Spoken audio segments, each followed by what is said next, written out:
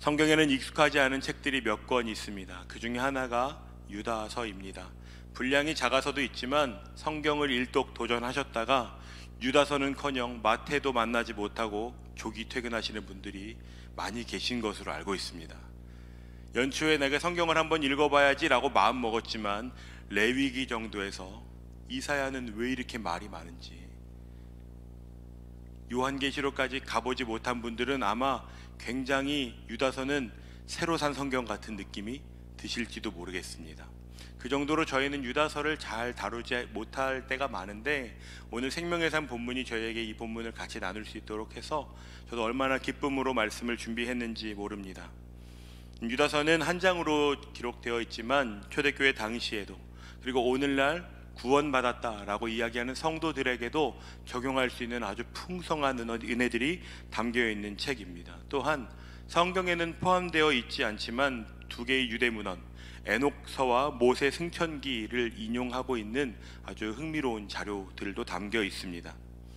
신약 성경에는 아주 여러 명의 유다가 등장합니다. 44번이나 등장하는데요, 그 중엔 이런 여러 네임드 유다들이 있습니다. 그래도 좀 아는 유다가 있으시죠?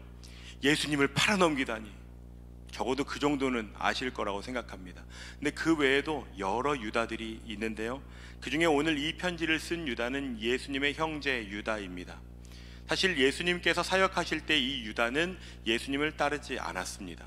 자기 형이 예수님을 따를 때 그는 예수를 믿는 사람이 아니었습니다. 하지만 그 이후에 예수님께서 십자가에 달려 죽으시고 부활하시고 성령의 충만하심으로 어떻게 예수 믿는 사람들이 살아가는지를 보고 그는 예수를 따르는 사람이 되었습니다. 저자는 자신을 예수의 형제라고 소개하고 있고, 심지어 야고보의 형제이기도 하겠지요. 야고보서와 이 유다서는 그래서 무려 227단어의 유다서 중에 93개의 단어가 야고보서에도 똑같이 기록되어 있습니다. 제가 어렸을 때 집에서 전화를 받으면 가끔 권사님들이 여보세요 하면 거의 저희 아버지한테 얘기하듯이 아웃사이더 저리 가라, 목사님 전데요, 제가 저희 집에 지금 보일러가 터져가지고 제가 아들인데요 라고 말하기도 전에 한참 동안 얘기하시고 나서 저 아들인데요, 아니 진작에 얘기했어야지, 그러냐고 틈을 줘야지, 틈을. 그 정도로 가족들은 이 문체도 좀 담죠. 지금 이 야고보와 유다는 가족으로 되어 있고 그들은 누구보다 예수님을 잘 아는 사람 중에 하나입니다. 그들이 쓴 편지, 여러분 관심이 좀 가지 않으십니까? 유다가 이 편지에 꼭 기록하고 싶었던 주제가 있었습니다. 하지만 어떤 상황 때문에 쓰고자 했던 주제와 다른 이야기를 기록하게 되었습니다. 우리가 오늘 읽지 않았지만 3절과 4절 말씀을 함께 읽어보겠습니다. 사랑하는 자들아, 우리가 일반으로 받은 구원에 관하여 내가 너희에게 편지하려는 생각이 간절하던 차에 성도에게 단번에 주신 믿음의 도를 위하여 힘써 싸우라는 편지로 너희를 권하여야 할 필요를 느꼈노니, 이는 가만히 들어온 사람 몇이 있음이라. 그들은 옛적부터 이 판결을 받기로 미리 기록된 자니 경건하지 아니하여 우리 주 하나님의 은혜를 도리어 방탕한 것으로 바꾸고 홀로 하나이신 주제 곧 우리 주 예수 그리스도를 부인하는 자니라. AD 60년경에는 자신을 예수를 믿는 사람, 그리스도인이라고 지칭하면서도 정작 예수 그리스도를 부정하는 아주 이상한 사람들이 있었습니다. 오늘 읽은 본문에 의하면 그들은 경건하지도 않고 은혜를 방탕한 것으로 바꾸고 예수님을 부인하는 사람들입니다. 그러니까 자기 자신들은 나를 그리스도인이야 라고 믿고 있지만 그들이 살아가는 모습을 보면 전혀 그리스도인 같지 않은 그런 사람들입니다. 유다서에서는 그들을 이렇게까지 아주 평가를 얼마나 억세게 하는지 모릅니다. 그리스도를 부인하는 자, 이성 없는 짐승, 무섭지 않으십니까? 죽고 또 죽어 뿌리까지 뽑힌 열매 없는 이런 표현을 쓸 정도로 얼마나 유다가 진짜 나쁜 놈들이야, 너희는 가만히 들어와서, 그렇게 지금 이야기하고 있는 것입니다.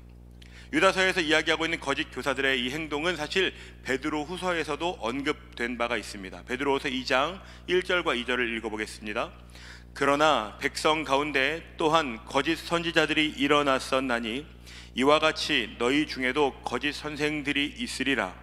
그들은 멸망하게 할 이단을 가만히 끌어들여 자기들을 사신 주를 부인하고 임박한 멸망을 스스로 취하는 자들이라. 여럿이 그들의 호색하는 것을 따르리니 이로 말미암아 진리의 도가 비방을 받을 것이요.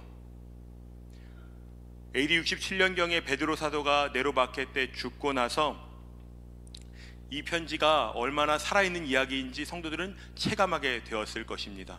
베드로 사도는 이런 일이 일어날 것이라고 이야기했고, 많은 사람들이 주님을 부인하고 이 사람들을 쫓을 것이라고 이야기했는데, 오늘 편지를 받아든 성도들은 지금 그 이야기가 고스란히 실현되고 있는 것을 보고 있는 것입니다. 어쩌면 이렇게까지 타락해버릴 수 있을까 싶을 정도로 가만히 들어와서 성도들을 미혹하고 교회를 깨는 일들을 서슴지 않고 하고 있는 것입니다. 유다서 1장 8절과 10절 말씀을 공정번역으로 보면 이렇게 기록되어 있습니다. 여러분 가운데 몰래 끼어든 자들도 이와 마찬가지로 제 정신을 잃고 자기 육체를 더럽히며 하나님의 권위를 업신여기고 영광스러운 천사들에게 욕설을 퍼붓고 있습니다. 10절입니다.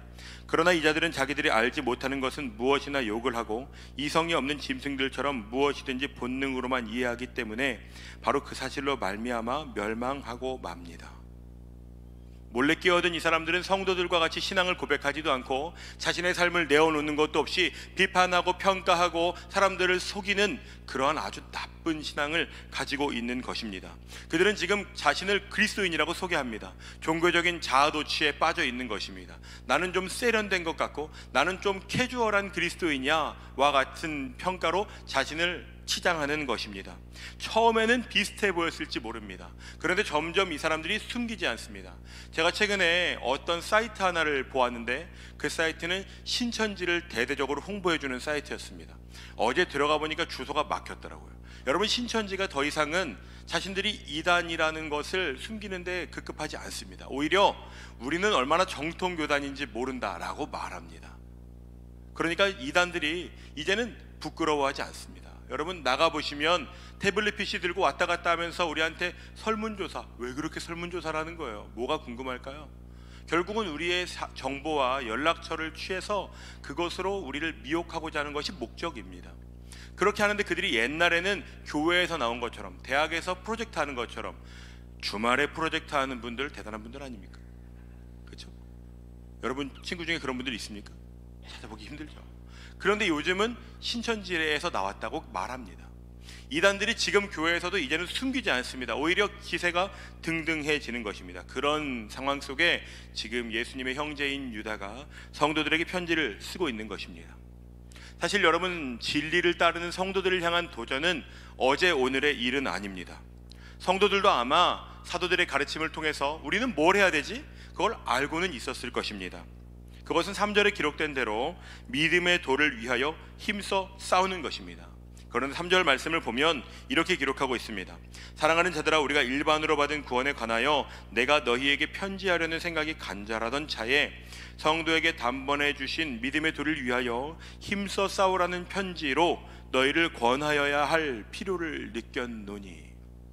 필요를 느꼈다는 것은 무엇일까요? 성도들이 그것을 알매도 불구하고 그렇게 살아가지 못하고 있다는 것입니다. 알고 있는데 베드로 사도가 예언했던 것처럼 그건 사실 예언이라기보다 확실히 일어날 일입니다. 그 예언처럼 정말 성도들이 미혹되고 신앙으로부터 멀어지고 거짓 선생들을 따라가는 일들이 일어난 것입니다. 5절 말씀에 이렇게 기록하고 있습니다. 너희가 본래 모든 사실을 알고 있으나 내가 너희로 다시 생각나게 하고자 하노라. 너희들이 알고 있는 것들이 있는데 지금 까먹은 것 같거든. 그거 내가 다시 기억나게 해줄 것이야. 그것은 사도들이 우리에게 가르쳤던 것입니다. 전혀 새로운 것이 아닙니다. 마지막 때엔 이런 일이 있을 것입니다. 18절과 19절을 함께 읽어보겠습니다. 그들이 너희에게 말하기를 마지막 때에 자기의 경건하지 않은 정욕대로 행하며 조롱하는 자들이 있으리라 하였나니 이 사람들은 분열을 일으키는 자며 육에 속한 자며 성령이 없는 자니라. 이런 사람들이 일어나게 될 것이라고 4절과 12절에 보면 거짓 선생들이 교회 안에 들어오게 될 것이고 22절을 보면 복음을 의심하는 사람들이 일어날 것이라고, 불에서 끌어내서 구원해야 하는 사람들이 있고 육체를 더럽힌 자들이 있을 것이라고, 이런 사람들이 교회 가운데 지금 가득하다는 것입니다. 여러분이 지금 그런 교회를 다니고 있다면 뭐라고 생각하시겠습니까? 이 교회는 곧 망할 것 같아. 이렇게 되면 안 되는 거 아닌가? 어떻게 이런 일이 있을 수 있지? 누군가는 손가락질하고 욕할지도 모르죠. 이 교회는 뭔가 잘못된 것 같다. 그렇게 생각하시지 않겠습니까? 리더로 섬기던 사람들이 어느 날 갑자기 신앙을 잃어버리고 예배를 드리지 못하고, 앞에서 정말 저렇게 열심히 사역하고 봉사하던 분들이 넘어져서, 근데 그게 적은 숫자가 아니라면요. 성도들은 이미 네로 황제로부터 엄청난 박해가 있다는 것을 들었습니다. 그 중에는 그것을 경험한 사람도 있겠죠. 그리고 당시에 이 영지주의라는 것, 비밀스러운 것을 아는 사람이 대단한 것처럼 남들이 모르는 걸 아는 사람은 그것을 자랑하고, 쾌락을 끊임없이 추구하는 사람들, 이런 세상의 풍조가 가득한 가운데 성도들은 꽤 지쳐 있었을 것입니다. 그런 성도들에게 지금 저자는 새로운 걸 알려주려고 애쓰지 않습니다. 오히려 너희들이 알고 있던 것, 다시 우리가 무엇을 바라봐야 되는지 그런 것을 알려주는 것입니다. 20절과 21절 말씀을 함께 읽어보도록 하겠습니다. 사랑하는 자들아, 너희는 너희의 지극히 거룩한 믿음 위에 자신을 세우며 성령으로 기도하며 하나님의 사랑 안에서 자신을 지키며 영생에 이르도록 우리 주 예수 그리스도의 긍휼을 기다리라. 사랑하는 여러분, 성도들은 어려움을 만났을 때 새로운 길을 찾는 것이 아닙니다. 오히려 내가 믿던 것이 뭐였지? 내가 지금 지켜야 하는 것은 뭐지? 내 믿음은 어디 위에 서 있는 거지? 그것을 점검하는 것입니다. 무엇을 기다리며 살아야 되는지, 내가 지금 싸워야 하는 영역은 무엇인지, 내가 지켜야 하는 것은 뭐지? 여러분, 오늘 제가 진한 글씨로 표현했던 것은 모두 동사로 표현되어 있습니다. 그것은 움직이는 것입니다. 씨름하는 것이죠. 성도가 그 물결을 따라서 둥둥 떠가는 것이 아니라 계속해서 붙들 것이 무엇인지 점검하고 싸우는 것입니다. 그리고 그 근원을 나에게서 찾지 않고 우리에게 은혜를 베푸신 하나님, 우리가 믿는다고 오늘 찬양 시간에 왕께 만세 외쳤던 그 하나님, 하나님의 능력으로 우리가 살아가는 것이라는 것을 기억하고자 씨름하는 것입니다. 여러분, 그것이 믿음입니다. 믿음은 세상에서 찾는 것이 아닙니다. 믿음은 우리의 마음 속에서 찾아내는 것이 아닙니다. 믿음의 주요, 온전케 하시는 예수, 그분을 바라보는 것입니다. 우리의 믿음은 흔들리지 않는, 내가 언제 어디에서 어떤 상황 가운데 어떤 마음의 상태에 놓여 있더라도 언제든 내가 바라볼 수 있는 등대와 같은 분, 십자가 그 예수 그리스도의 은혜를 바라보는 것이 믿음입니다. 여러분, 그래서 믿음은 흔들리지 않는 것이 아닙니다. 오히려 미친 듯이 요동치고 흔들리고 땅에 고꾸라 박힌 것 같고 다 망한 것 같고, 오늘 본문 속 교회가 이렇게 교회가 계속될 수 있을까? 라는 생각이 드는 모양으로도 그 가운데 성도들이 예수님을 바라보는 믿음을 포기하지 않는다면 그곳에서부터 다시 시작할 수 있는 것입니다. 본문을 헬라어 구문으로 보면 지키라고 하는 동사가 주동사입니다. 이 동사가 나머지 세 단어를 모두 이끌고 있습니다. 그러므로 지키셔야 합니다. 여러분, 지키려면 싸워야 하죠. 공격하는 사람이 있어야 수비수가 있는 것 아니겠습니까?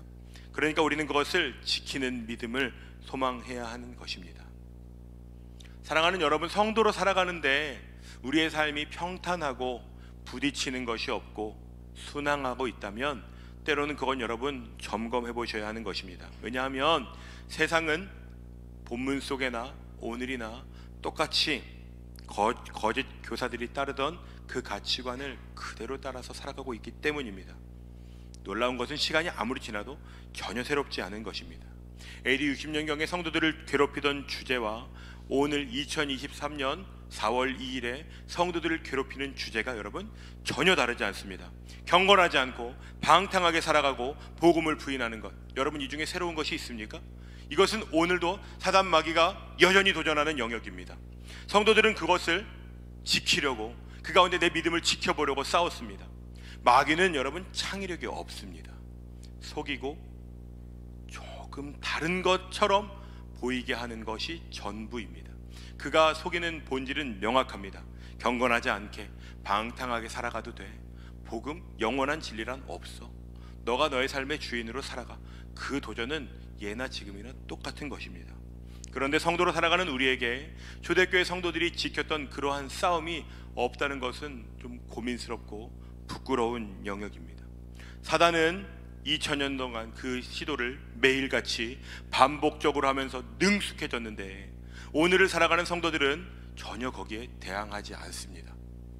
예배를 드리는 것으로 만족하고 조심스럽지만 하루에 5분 정도 묵상하는 것으로 내 종교심이 너무 금방 충전되어 버리는, 내가 조금 다른 사람보다 착하게 살면 이 정도면 된 거 아닌가 하는 그러한 정도로 살아가는 것이 우리의 수준입니다. 사단은 우리가 그렇게 살아가면 우리를 공격하지 않습니다.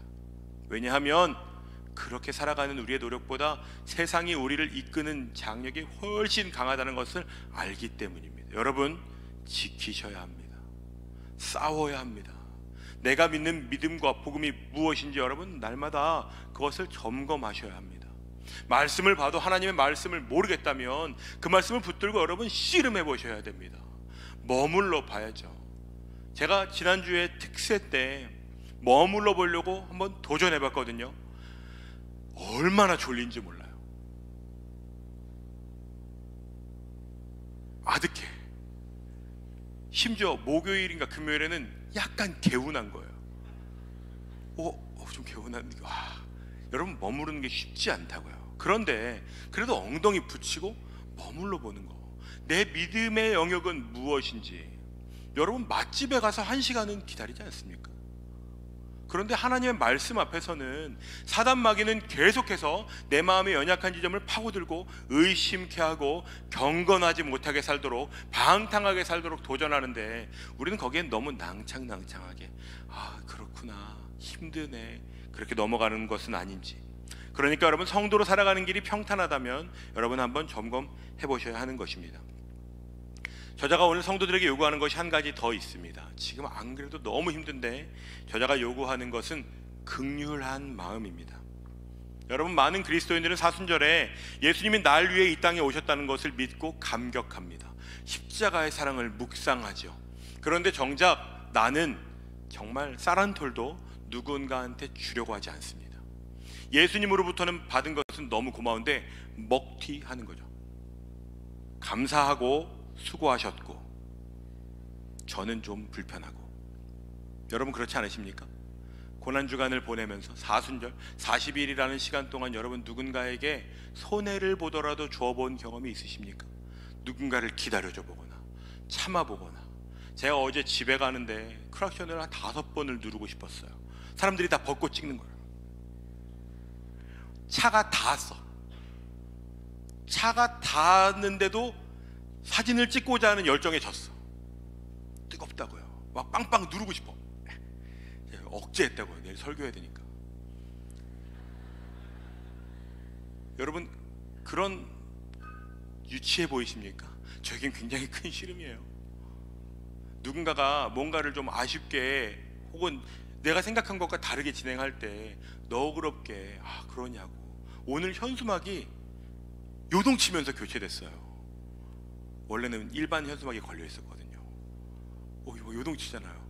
그러면 어때요? 괜찮죠. 여러분, 그런 마음 없으십니까? 예수님께서 나를 위해 십자가에 달려 돌아가셨다는 것을 믿는 사람들인데 정작 우리에게는 그러한 긍휼한 마음이 별로 없습니다.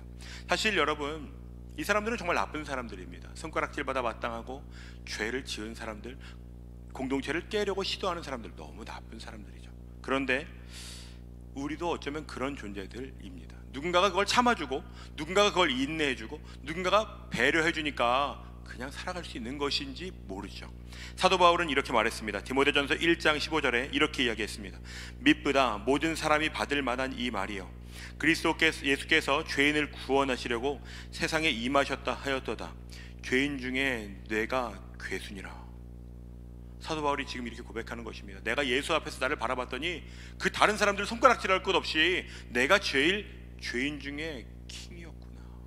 죄인의 끝판왕이 나였구나.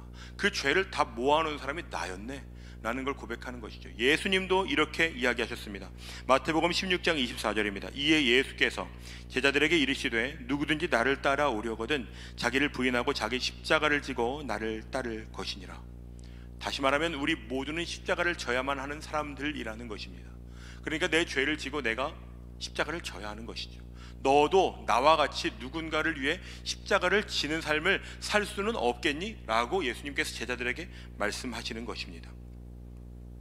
유다서의 마지막은 이렇게 끝맺음을 합니다. 우리 24절과 25절을 한번 읽어볼까요? 능히 너희를 보호하사 거침이 없게 하시고 너희로 그 영광 앞에 흠이 없이 기쁨으로 서게 하실 이 곧 우리 구주 홀로 하나이신 하나님께 우리 주 예수 그리스도로 말미암아 영광과 위엄과 권력과 권세가 영원 전부터 이제와 영원토록 있을지어다. 아멘. 여러분, 이 고백과 지금 성도들이 처한 상황은 완전히 딴판입니다. 유다가 지금 성도들의 처지도 모르면서 이렇게 말하는 것, 여러분 그렇지 않습니다.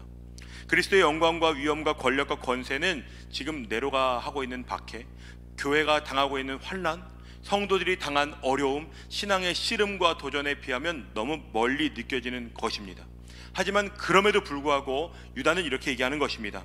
하나님의 능히 너희를 보호하실 것이라고, 거침없게 하실 것이라고, 마침내 지금은 아득해 보이지만 너희가 하나님의 영광에 참여하는 존재로 완성되어져 갈 것이라고. 지금은 과정이니까 그 끝을 나는 믿는다고. 너희들은 그 끝을 믿니? 예수님께서 그 끝을 분명히 맺으실 건데 포기하지 말라고 이야기하고 있는 것입니다. 그러고 보면 저자는 1절에서도 이렇게 기록하고 있습니다. 어제 묵상한 분들 아시죠? 1장 1절 한번 읽어보겠습니다. 예수 그리스도의 종이요 야고보의 형제인 유다는 부르심을 받은 자 곧 하나님 아버지 안에서 사랑을 얻고 예수 그리스도를 위하여 지키심을 받은 자들에게 편지하노라. 이것이 지금 저자가 고통당하고 있는 환난에 빠진 신앙의 공격을 마주하고 있는 성도들에게 하고 있는 이야기입니다. 사랑받는 것, 지키심을 받는 것. 지금 이들에게는 사랑도 느껴지지 않고 지키심도 느껴지지 않는데 지금 유다는 그들을 사랑받는 자들, 사랑하는 사람들, 주께서 지키시는 자들이라고 이야기하는 것입니다. 그러니까 그건 다시 말하면 너희들이 느껴지는 감각이 현실적인 것은 안다. 그런데 그게 다가 아니야. 예수께서 지금 너희를 위하여 싸우고 계신다. 예수님이 너희를 자신을 위하여 지키실 것이다. 지금은 내가 패배할 것 같지만 너희 실력이라면 완패야. 그런데 예수님이 너희를 지키신다. 절대로 포기하지 않으시는 그분이 너희의 하나님이시다. 그러니까 믿음의 도를 지키기 위하여 다시 싸움을 해보지 않겠느냐라고 도전하는 것이죠. 여러분에게는 그러한 싸움이 있으십니까? 지키고자 하는 애씀이 있으십니까? 오늘은 교회력으로 종려주일입니다.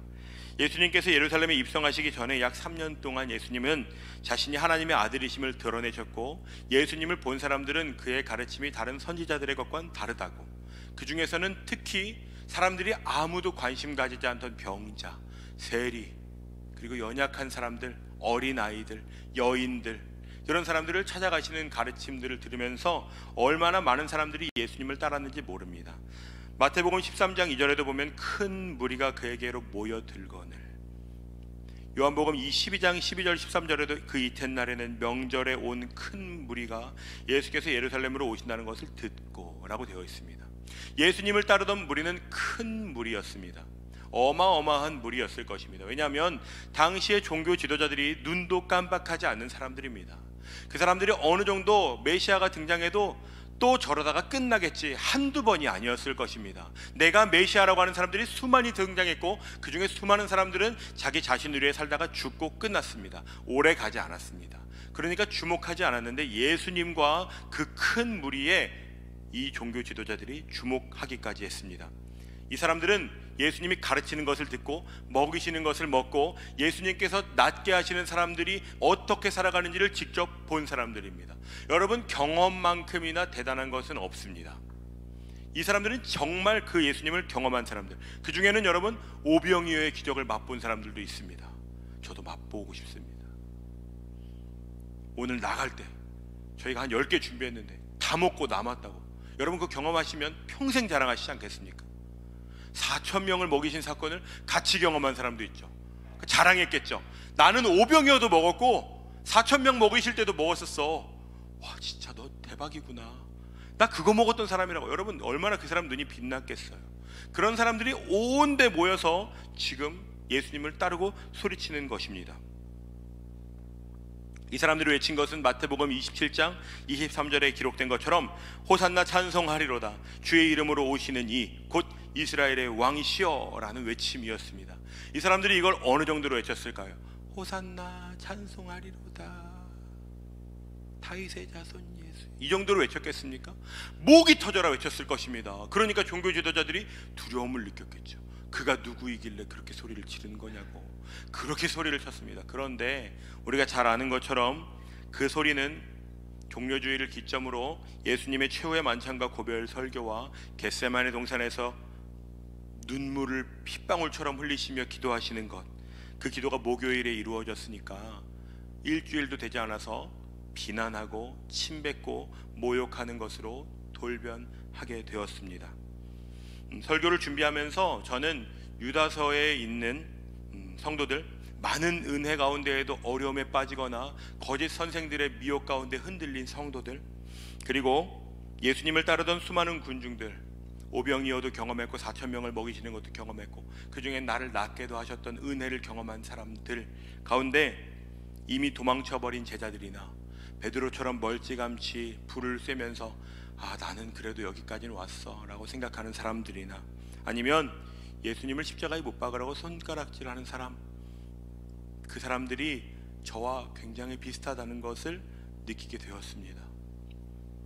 예수님을 향해 예배하고 내가 예수님을 구주로 영접하고 내가 주님께 모든 영광을 올려드린다고 주일에는 예배하고 설교하고 그 마음을 붙들고 살아가려고 애씁니다. 그런데 얼마나 작은 것 하나에 마음이 요동치고 무너지는지 모릅니다. 이 사람들보다 어쩌면 더하죠. 저는 구원의 은혜를 경험했지 않습니까? 하나님의 말씀에 하나님이 어떻게 하나님의 백성들을 인도하시고 가르치셨는지를 저는 보지 않습니까?